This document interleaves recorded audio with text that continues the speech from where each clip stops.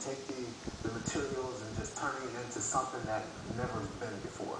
And that's about it. I mean, just the freedom to say what you want to say without having the critics, you know. Well, as Julie just said, it's from computers to canvas. Is your medium not one particular type? You're not thinking oil paints and canvas. No, as an artist, you decide where you want to go. It's not a stable, I want to do this, and then you're set doing that.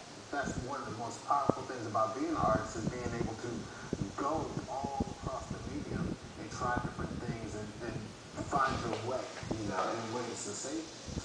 And that's what I do. It's just one of those things I love being an artist about. Let's take a look at some of your stuff. You can tell us what we're seeing here. What are we looking at here? All right, this is my Diluted Lost series. It's one of 4 series that I have. This one's about black soldiers of World War II. I chose the World War II series because the fact that that was the war that was supposed to change everything for black Americans. And in a lot of cases it didn't, because when these soldiers went off to war and fought so valiantly and did things that nobody thought they could do, their commanding officers didn't think they could do these things. They came back and weren't celebrated like the white soldiers or the Italian soldiers.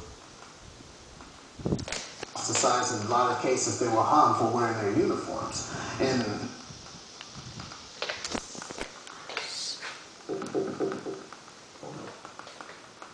I developed because of that. What kind of response are you getting from folks when they come in? Because it's obviously very powerful. This is not just rolling hill and dale. Yeah, this series has gotten a lot of great responses. And because it's such a powerful series, people are starting to say, you know, this is part of the history that hasn't been told. Sure. And these are the things that haven't been said and put in the history books or shown on documentaries on a large scale. And this is one of the reasons why I'm proud of this series, because it's one that's ongoing. And it started some years ago, back when I lost my studio at ch6 Art Center because it closed.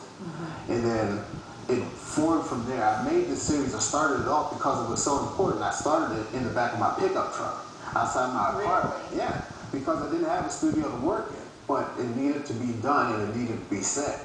And that's how it came up. This is one of my newest pieces right here. This one came up a couple of months ago before the Juneteenth show at Arts. And prior to that, it was one of those series that if the inspiration hits you at a certain time, it's one of those things that you really work on. And it's not one that you're like, oh, I want to play with this for a while, you know. And if it hits you, it hits you. For this series, it was the most powerful series that I've ever done.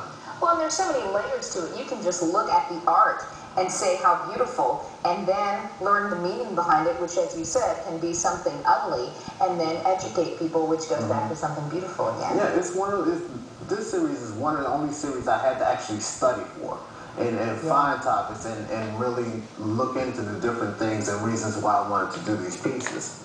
So, yeah. That's interesting. Where do you come up with your inspiration? Newspapers, old newspapers. I collect antique newspapers.